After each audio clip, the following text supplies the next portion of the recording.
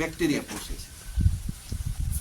આ પરસ્પરાવલંબનનું જે આખી જીવચક્રનું જે એક પરસ્પરાવલંબન સહજીવિતાની વાત છે, એ સહજીવિતાની વાત છોડમાં પણ એટલી જ કામ કરે છે. જેમ આપણે કહીએ કે હવા પાણી એમ બધા જીવો વગર મને મળે જ નહીં અને મારા વગર જીવોને મદદ ન મળે, એમ બધા એકબીજાના આધારે જીવીએ છીએ. એટલે આપણે સહ અસ્તિત્વની વાત કરી છે. તો આ ખાતર છે એની મૂલવી અત્યારે આ 5 ખાતર, આ અત્યારના ખાતર, તો ખાતર જીવોને જીવાડે છે કે મારે છે? તત્વો ઓછા છે, જીવાડે ની બદલીમાં મારે છે. અને પેટ ભરવાની તો વાત નથી, આ કોઈ બેક્ટેરિયા ખાતર ખાય નહીં. પછી જમીનને પોચી બનાવી કે પથ્થર જેવી સીટ બનાવી? કારણ કે પેલે કેટલાનું ટ્રેક્ટર હાલતું? 25નું ટ્રેક્ટર નવું શોધ થઈ ત્યારે આવ્યું. પેલે બળદ હતા એટલે 5 HP ના 2.5 હોર્સ પાવર એટલે 5 હોર્સ પાવર થી ચાલતું બળદ, 2 જોડે એટલે 5 HP. અને પછી 25નું ટ્રેક્ટર આવ્યું, પછી 35નું આવ્યું, પછી 45નું આવ્યું, પછી 55નું આવ્યું, 65નું છે. અને અમારા કચ્છમાં તો હવે 2-5 વર્ષે તો JCB થી પણ ખેડવું પડે એવી સ્થિતિ છે. એમાં ખારાશ ઓમે વધારે અને યુરિયા નાખીને વધુ ખારી થઈને કડક થઈ જાય છે. કાયમાં જીપ્સમ નાખવું પડે બહુ, ત્યાં પોચી થાય. તો આ જમીન કડક થઈ છે. પછી જમીન મીઠી થઈ કે ખારી થઈ?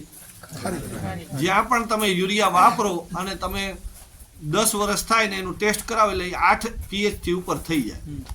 આપણી જમીન છે 6 થી 7 pH હોવું જોઈએ, વધુમાં વધુ 6.5-7 pH એટલે મીઠી જમીન કહેવાય.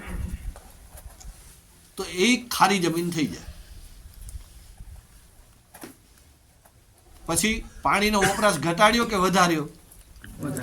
એ શેના આધારે કહી શકાય?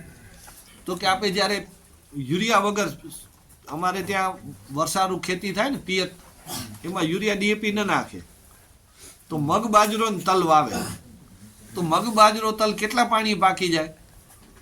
તો 3 થી 4 પાણી પાકી જાય. અને ઈને તમે યુરિયા વાળી પિયત ખેતીમાં વાવો તો કેટલા પાણી જોઈએ? 6 થી કરીને 10 સુધીના જોઈએ. તો બાકીના પાણી કોણે પીધા? મગ બાજરો તલને તો 4 જ જોઈએ છીએ, તો વધારાના પાણી કોણ પી ગયું? તો યુરિયા પી ગયું. તો આ પાણીને વધારવા વાળું ખાતર છે, જમીનને કડક બનાવવા વાળું, જમીનને ખારી બનાવવા વાળું, જીવોને મારવા વાળું અને તત્વો ઓછા. આ ઊંધા ખાતરથી જો આટલું ઉત્પાદન મળે તો સાચું ખાતર હોય તો ઉત્પાદન વધે કે ઘટે? વધે ને. તો તમને સાચું ખાતર હું બતાડું તો તમે કરશો કે કેમ? કે હવે અમને દુકાનની આદત પડી ગઈ, ઘસ પડી ગઈ છે એટલે ખેતરેથી આવીને સીધું દુકાને જાવું.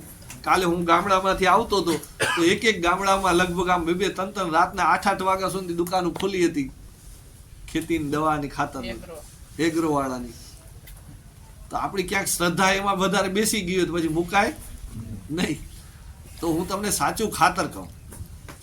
ભગવાનની કલ્પના એવી હોય ખરી કે એક જમીનનો ટુકડો છે અને એમાં ઇફકો કંપની કે સરદાર કે કોઈ પણ કંપનીઓ આવશે અને એ ખાતર બનાવશે અને એ એમાં નાખશે અને એનાથી અનાજ પાકશે ને એનાથી આ જીવોનું પેટ ભરાશે. એવી કલ્પના ભગવાનની હોય ખરી?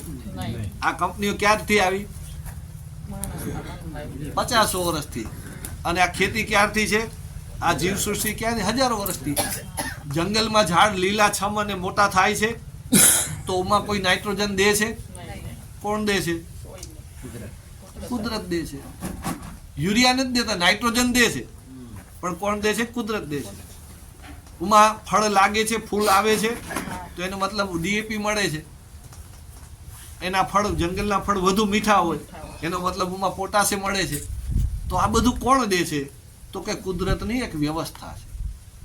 આ વ્યવસ્થાને સમજી લેવી એનું નામ છે પ્રાકૃતિક ખેતી. પ્રકૃતિની વ્યવસ્થામાં જોડી દેવી આપણી ખેતીમાં, પ્રકૃતિને જોડવાનું કામ કરવાનું. બરાબર? તો હવે સાચું ખાતર શું છે તો એ ક્યાંથી ખબર પડે? તો જંગલમાં ખાતર ક્યાંથી મળે છે મને કહો. એનો અભ્યાસ કરો એટલે તમને તમારું ખાતર ખબર પડી જાય.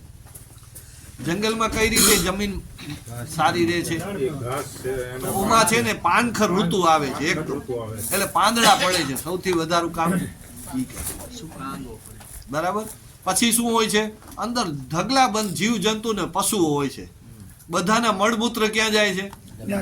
જમીનમાં જાય છે. પછી બધાના મૃત શરીર ક્યાં જાય છે? પછી બધા ઝાડ છે એના ફળ ફૂલ ક્યાંથી ફળ લાગે છે? એ ફળ તો ઝાડ ખાતું નથી, તો એ ક્યાં નાખે છે? નીચે. જેટલું પણ વેસ્ટ હોય છે એ ક્યાં જાય? જમીનમાં. તો આ કયું ખાતર થઈ ગયું? તો કે ભગવાને બનાવેલી દરેક વસ્તુ જેનો જીવન પૂરું થાય અને જેનો ઉપયોગ પૂરો થાય અને જેને આપણે ફેંકી દઈએ, એટલે કે જે પ્રાકૃતિક વસ્તુઓ છે એનો જેટલો વેસ્ટ છે એનો ઉપયોગ કરવાની છૂટ, એનું જીવન જીવવાની છૂટ, પણ જીવન પૂરું થયું છે અને એ મૃત થયું અને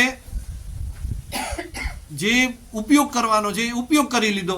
પછી જે વેસ્ટ બધ્યું, ધારો કે શાકભાજી છે તો એના છિલકા આપણે ફેંકી દીધા, મકાઈ છે તો એમાંથી રાડું લઈ લીધું, કણસલું લઈ લીધું, રાડું ખાતર થઈ ગયું. બરાબર? કપાસ છે તો એમાંથી કપાસ લઈ લીધો, એનો છોડ છે એ ખાતર બની ગયું. જે કાંઈ ભગવાનને ચડાવેલા ફૂલ એ શું છે? ખાતર છે.